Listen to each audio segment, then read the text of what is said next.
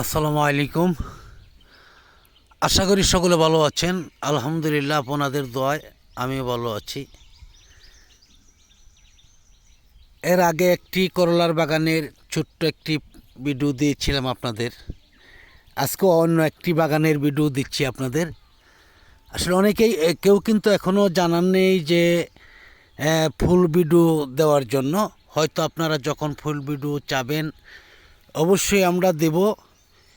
এটা কিন্তু আপনারা জানেন যে যেই লোক সার কীটনাশক ছাড়া বিভিন্ন সবজি চাষ করে থাকে, সেই লাল মিয়া ভাইয়ের বাগান এটা, করলার বাগানও এটা সেই করেছে। এর আগে দিয়েছিলাম যে সে লাল শাক এবং লাউ শাক চাষ করেছিল। আপনাদের ভিডিও দিয়েছিলাম যে বলেছিলাম যে রাসায়নিক সার ছাড়া, কীটনাশক ছাড়া সে চাষ করে।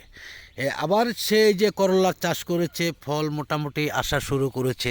দেখা গেছে এখানে আমার মাথার উপরেই অনেকটি ফল রয়েছে, সবজি রয়েছে। তা আমি বলবো আপনারা যারা যদি ভিডিওটা চান তাহলে আমরা ফুল ভিডিও এবং নাম্বার সহ আপনাদের দিয়ে দিব। উনি কিন্তু একদমই কীটনাশক বা রাসায়নিক সার ছাড়াই বাগানটা করে থাকে, যে কোনো সবজি। যাই হোক, আপনারা যদি কমেন্টে জানান তাহলে অবশ্যই আমরা ফুল ভিডিও দেওয়ার জন্য চেষ্টা করব ইনশাআল্লাহ। আর এখনও কিন্তু সবজির বাজার, অন্য অন্য বাজার শুরু হয়নি। গিয়েছিলাম আজকে সাগরদিঘির বাজারেও।